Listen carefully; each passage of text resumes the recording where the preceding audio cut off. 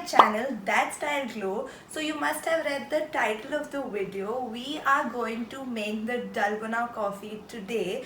I saw this all over the internet and people trying it out, so I thought why not give it a try too. In India this coffee has another name. It's called the Frothy coffee and it is very old here. So it has come up with a new name, the Dalgona coffee. So without any further ado, let's get into the video.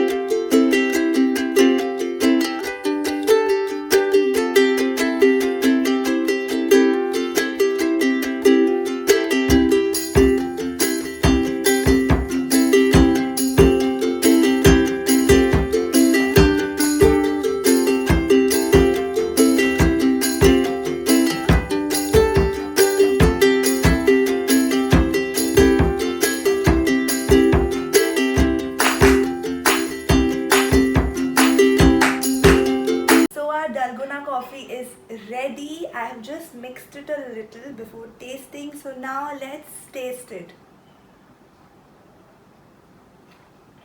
It's super yummy and it's super easy too. It just requires 3 ingredients. To do give it a try and let me know in the comment section any more such recipes you would like me to try out.